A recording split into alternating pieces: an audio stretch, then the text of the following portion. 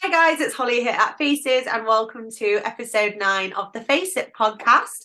Today I am here with the absolutely stunning Natasha Gordana-Murray. She is owner of Eqlibrium Clinic and EQ Aesthetics and otherwise known as the PDO Thread Queen.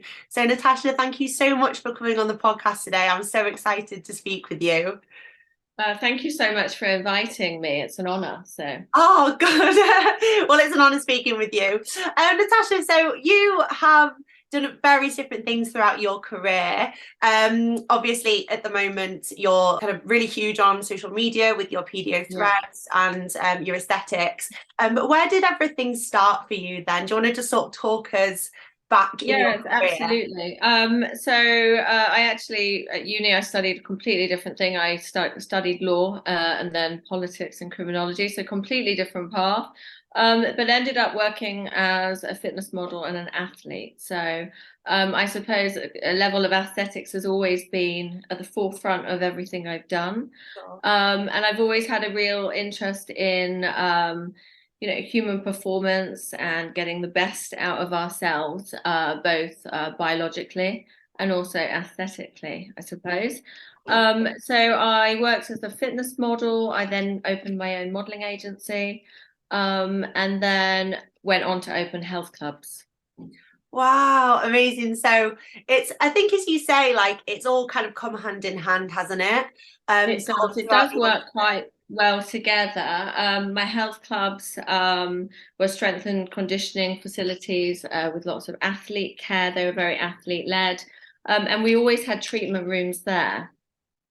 I've always had that interest in fitness and health and science and how we can use science to really get the best out of ourselves. yeah, There's a absolutely. lot of it runs quite in sync, I think. Yeah. But I had a really big change in career. I had a very bad skiing accident that left me unable to walk. Oh my Um, gosh. and I was in extreme pain, really. And then, whilst I was trying to recover from this accident, I was diagnosed with a very rare lymphatic illness. So, which meant that I had chronic pain all over my body, and could no longer run my gyms anymore. Oh Um, my gosh. so you kind of go down this rabbit hole of what's wrong with me? How do I fix this? And you become an expert in that field. So I went away and I studied, things like lymphatic system, autoimmune diseases, molecular genetics. And I'm a firm believer that we have so much control over our body on a health from a health perspective, but also aesthetically. There's so much that we can do ourselves.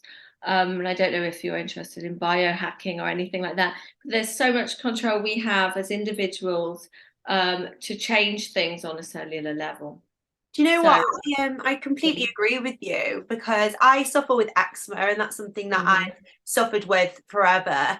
And my eczema more recently has been the worst it's been in years and years. And I was speaking to someone about like linking mental health with the skin, and I completely agree with it, and I think completely believe that a lot of it is to do with the mind, and obviously in terms of how you run your day and everything as well. But it's not just down to kind of genetics or Yeah, anything kind of internal. It is to do yeah. with the mind as well. 100%. I think there's a big, the power of the mind and everything is huge. But also we aren't limited by our genetics. We can actually make, you might get drawn a bit of a short straw in some cases, but there's a lot we can change. We get given the shell of a body, but we can actually do a lot through nutrition, Mhm. Ayurvedic medicine, you know, other treatments. And I think that's why, aesthetics and is so amazing because there's so many new things coming out. We can change, we can reverse age our skin, and we can also do that to our bodies. There's a lot we can do, and so that's always been at the forefront of my work is biohacking, reverse aging, whether that's your body or your skin. And so so I opened my clinic initially to treat people with autoimmune diseases, to help people in pain, like I was in pain, sports injuries, athlete care. And then I thought, if we were doing this already, it would be great to also work on the aesthetic side and making people look younger as well as feel younger. Amazing. So where did the PDO thread aspect kind of start then? Because I guess it's quite sort of a new area of aesthetics, really, isn't it? PDO threads. It is. We can sort of go on to a bit more information about this in the conversation, but there's also a lot of negative connotations with PDO threads. But what was it that kind of really made you want to learn them and sort of find your niche within aesthetics with PDOs? I think the part of it, I think that I like the fact that it is relatively new. I was fascinated by the science of it, and this is proven science. So anyone that says PDO threads don't work, it's really due to a lack of education or a lack of understanding, because this is scientific. You can't mess with science. This is a fact. They do trigger a collagen response. PDO threads, it's polydeaxanone. It's basically a dissolvable suture that has been used in surgery for years. It's commonly used in cardiothoracic surgery as well. So it's a very safe, completely absorbable material. And so it's so unusual in aesthetics to have something that is completely not toxic, that can be used to promote where your own body, your own natural body is promoting this response. And I found it really fascinating. And there's so many uses for it. I was just blown away by how many things you can do with it. Yeah, I think as the most common things that you see are on TikTok with like the box eye and even things going wrong. And I think, as you said, there's not enough kind of knowledge in the industry around PDOs, because obviously not everybody can do them. But obviously this ties in with sort of what you were saying in terms of your motives around your business with helping people, because you do a lot of reconstructive work and you use PDOs with sort of medical conditions as well, don't you? Yeah, we do. So, initially PDO threads are for, they work on the fat pad, so we can completely lift and create structures with these PDO threads. So you can lift, you can tighten, you can reconstruct, you can create volume where there isn't any. So because of that, it's fantastic for women. Firstly, any women over 30, 35 should look at putting down the filler and picking up PDO threads. It's a really fantastic alternative. But it can also be used reconstructively. So we work on a lot of clients that have facial paralysis, that may have been in accidents or had injuries that have left them with permanent asymmetry. So with the PDO threads, it's a very safe way of bringing back that symmetry, and that is life-changing for people. 100%. People that have had head and neck cancers, that have been left not feeling like themselves. It's a very difficult thing to look in the mirror and feel a shadow of your former self. And it's amazing to be able to help put people relatively back to how they were.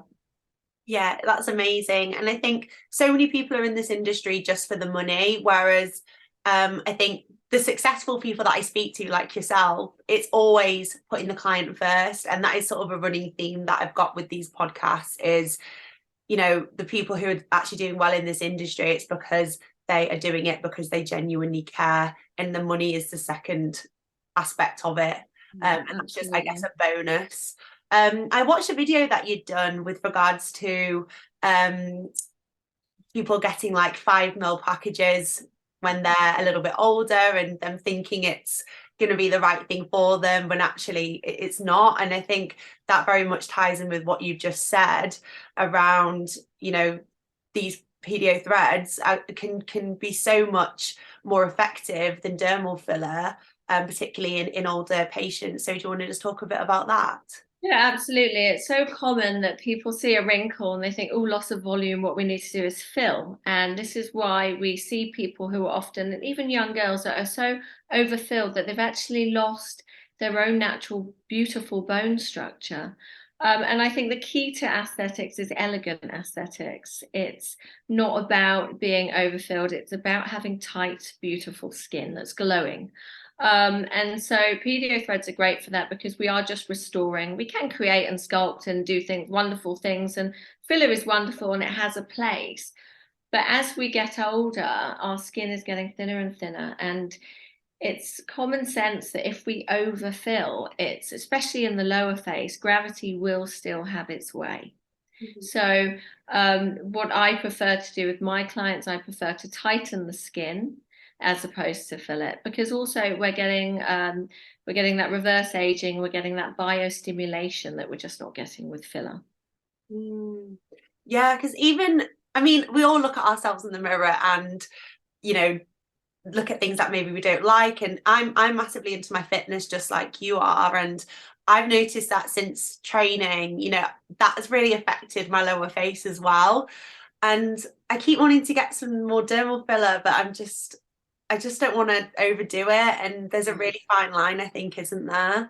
Absolutely. And then you start not necessarily looking like yourself. And that's why PDO threads are so nice, because we're merely tightening. We can, you know, mono threads are fantastic just for tightening the lower face.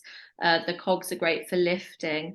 And you can do this in a really natural way. And it's no one's going to go, oh my God, what have you had done? You know, it's something that just, I still see improvements with my clients after 6 months. I get them to send me update pictures, and you know, 8 months often they look better than at 6 months. So it's something that really does improve with time.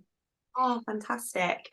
Just with regards to obviously finding your niche and everything, because despite the fact you do a really broad range of aesthetic treatments, obviously PDO threads is kind of the core of what you do, hence the PDO Thread Queen title. What advice would you give to practitioners who are very much feeling pressured to train in every single treatment under the sun? Because I think this is something that I see really regularly when I'm speaking to practitioners, is that they feel like to be a good injector or a good overall practitioner, they have to learn everything. But I think finding your niche is really important, and obviously you've certainly done that as well. Yeah, I think it's great to you know, it's lots of treatments go hand in hand with others, so it's nice if you can offer complementary therapies. However, I think if you find something you really love, I know a lot of people that are fantastic and they only do Russian lips, and that's all they do, and they're amazing because they're doing that day in, day out. And you are going to be better at something if you're doing something day in, day out. So find something you love and focus on that. And I don't just do one course. To be good, you have to go and do multiple courses. You need to train with all the best people around the world, really, and invest. And the more you invest in really education in that field, and there's so many new things coming out all the time, and in Korea and wonderful places leading the way in PDO threads, and there's always so much to learn. So I think it's just, yeah, research, keep up to date with new things, and study, I suppose. Yeah, absolutely. I think that's so important. And you're right, you know, it makes sense. If you're doing one treatment day in, day out, you are going to become a master at it. Whereas if you're doing, you know, one treatment a week and it's a different treatment every week, you know, that's gonna, you know, you're not going to progress in that as quickly. So and I think that's especially relevant with PDO threads. And I think the reason why we get so much negativity about PDO threads is because there's a lot of people doing PDO threads that maybe shouldn't be doing PDO threads. And I know this because I run a complications and corrective clinic where I fix other people's work. And I think that it's something that you should only do if you are going to really focus on this. I tell people, if you don't come to me, that's fine, but go to someone that is doing thread lifts after thread lifts, because it is a more tricky procedure. That's not to say it's not safe. It's an extremely safe procedure when it's done properly. but you really want to go to someone that's doing them day in and day out and knows what they're doing.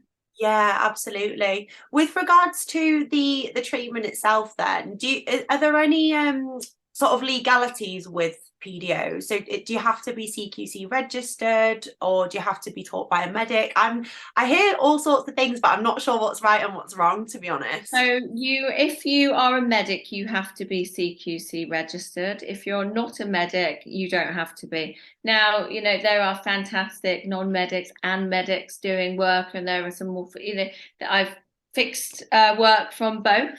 Mm-hmm. So, it's neither here or there. I think, it's an extremely safe procedure if it's done by someone that knows what they're doing. And I think there's another video I made about this where I actually said PDO threads are safer than dermal filler, which kicked up a bit of a storm. Oh my gosh, yeah. There's no risk of vascular occlusion. You're not going to, it's very, very hard to go blind from the PDO thread. So actually, PDO threads in the hands of someone who knows what they're doing versus dermal filler in the hands of someone who knows what they're doing. And I would say PDO threads are far safer. You know what? Even just having this discussion, it really does make sense. I think because not as many people do the treatment as dermal filler, and it's more difficult to train in. I think, like you say, people assume it is more dangerous when actually, getting a non-surgical rhinoplasty or tear trough filler is potentially a lot more, so much more risk to that. And what we have to remember, essentially, the PDO thread is most often a blunt cannula under the skin with a non-toxic 100% absorbable suture. So a lot of the complications, and not all, been barring infection and, things that I've seen that have been done horrendously well. Most complications from a PDO thread would go by themselves in time anyway, as the PDO thread absorbs.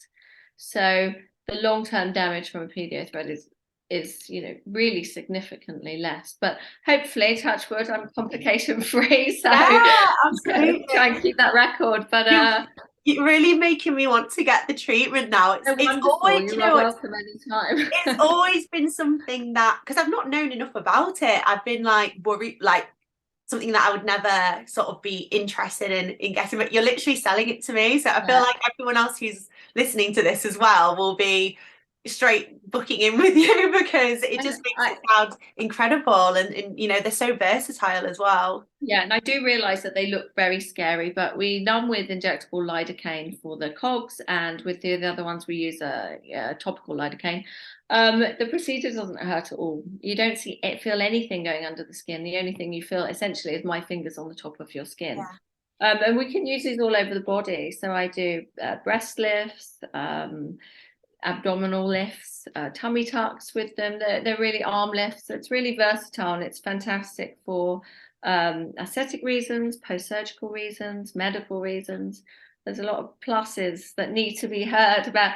I call them the superheroes of the anti-aging industry. Oh, amazing. Well, I mean, you look incredible, so I feel like you're probably the best person to promote them anyway.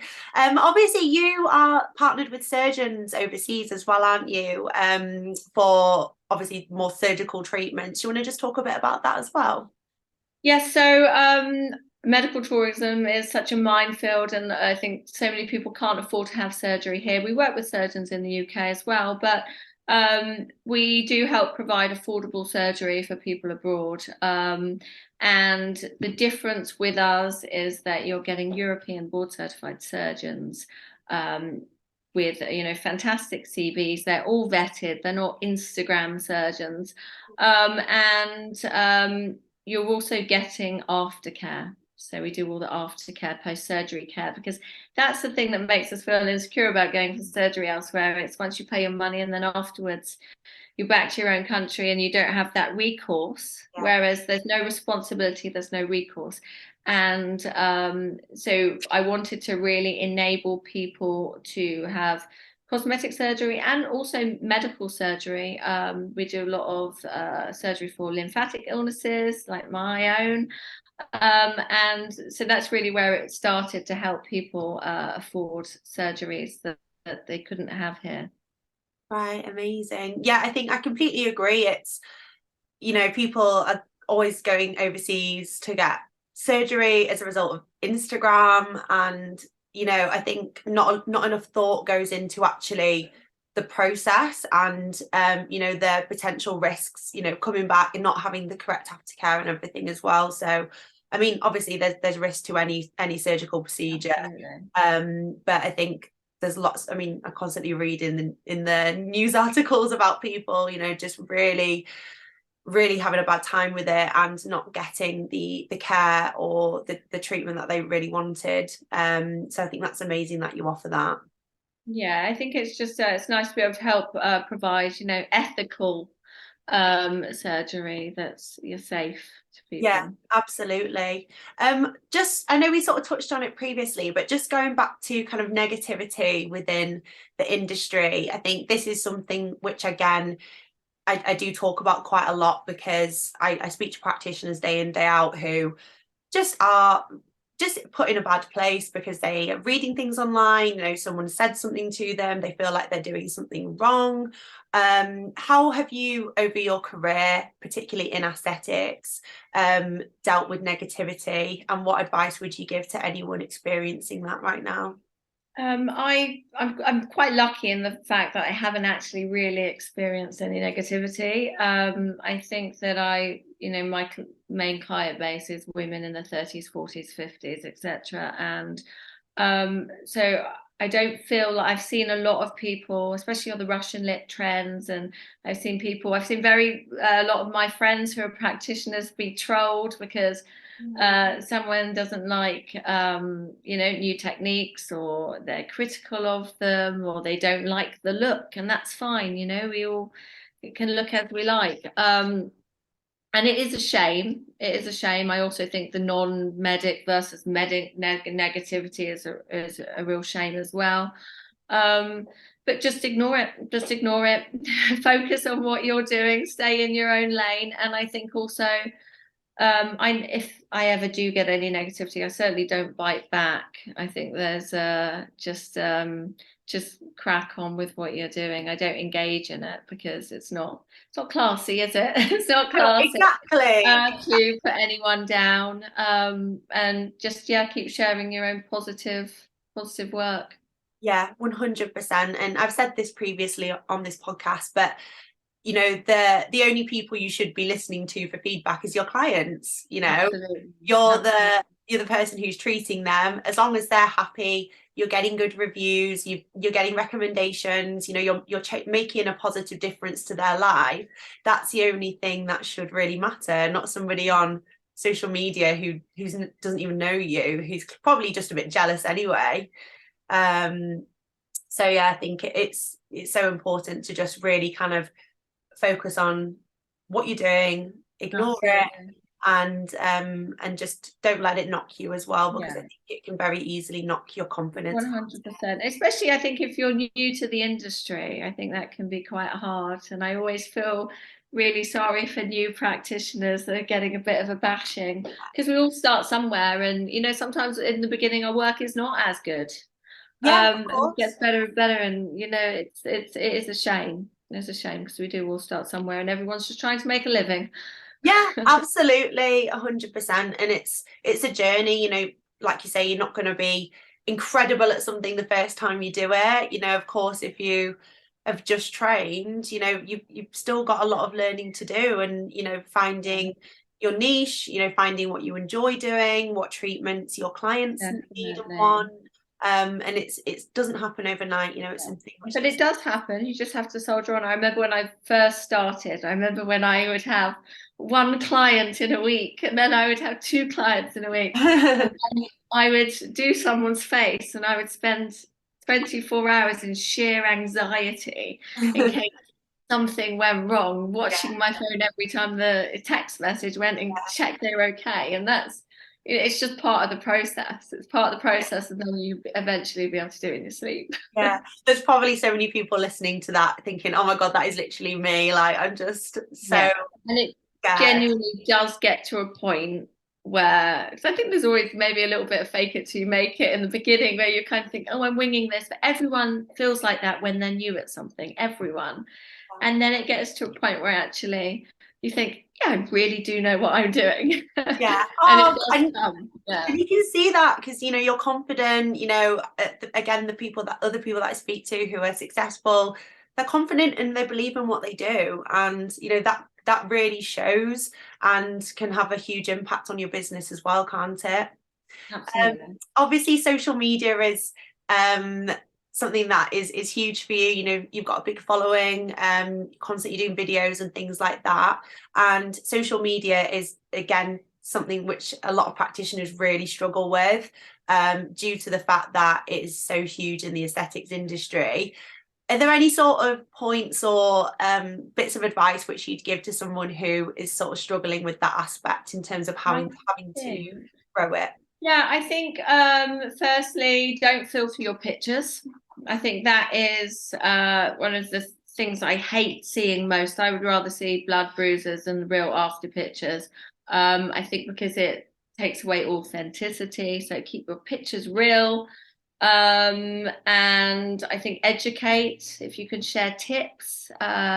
To whether it's to other practitioners or explaining to your clients, because clients don't necessarily know what a treatment is. And so sometimes just explaining in, real basic words, this is how it works. I think educating, I've always gone from a point of educating information, giving information, whether it's to other practitioners or to my clients, explaining the science, not using filters, doing good work and just Yeah, letting of your work course. speak for itself.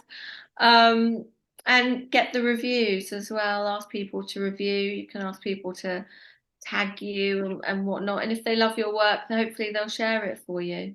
Yeah, 100%.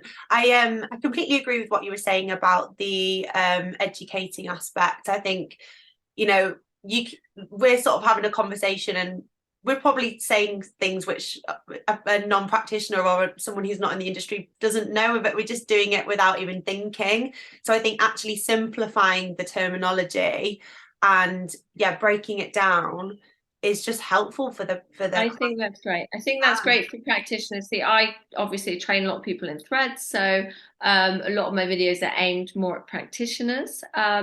But I think for people who are not training, I think, just break it down into simple terms for the clients. Yeah, absolutely. I love the video you did on Ozempic as well, because I actually I don't know much about Ozempic really. It's something that I'm learning about, and that really helped me understand what it was. And it was just a couple of minutes video, and even someone who's in the industry like myself, I learned something from that just by watching it. Oh, good. Thank you. So Glad yeah, someone's good watching feedback and from learning things myself. from my videos. That's great. Thank you. Just with regards to sort of before we wrap things up, your business then, so Equilibrium, is that how you pronounce it? Yep, equilibrium. So which means balance. So we have a clinic in Weybridge, Surrey, and we also opened in Harley Street 6 months ago. So we have a clinic in Harley Street as well. And our Instagram is eq.face or Equilibrium Clinic, or you can look at mine, which is PDO Thread Queen. I mean, Little social media plug. Where do you sort of see your business going in the next year or two? We are looking at another clinic location at the moment, and I see myself training more people, doing a lot more international travel. I'm working on some new procedures that are not being done anywhere yet. Oh my gosh, can you tell us or not? So they involve PDO threads and the body and another treatment, which I'm going to combine, hopefully. Oh my gosh. I'm working on some new treatments under my EQ Lift brand. If you need a model, please email me and let me know because I would love to come and trial that. Some new treatments. Just going to continuously keep educating myself, learning new thread techniques, trying new types of threads, new materials, and Amazing. I literally can't wait to see sort of what happens with these new treatments and where the business goes as well, Natasha. But I've Perfect. Thank you really so enjoyed this much. conversation. Thank you so much for Pleasure. coming on. I Your feel skin like, is glowing. oh, thank you so much. It's the skin boosters. I think go back to skin, obviously I struggle with eczema, but I'm really good with my skincare and it's so important to me. But I'm not even a practitioner, but I literally am like looking up to you like, oh my God, like you're amazing. And I feel like so many practitioners who are watching this will also feel the same. So guys, feel free to go and follow Natasha's companies and her PDO Thread page as well. And if you've got any questions for her, feel free to email me or DM, because we can always do some like questions afterwards or something if you wanted, if anyone needs some advice. But yes, thank you so much for coming on. It's been really No great to worries. meet you. Thank you so And much. we'll catch it soon. Thank you so See much. you soon. Bye. Bye.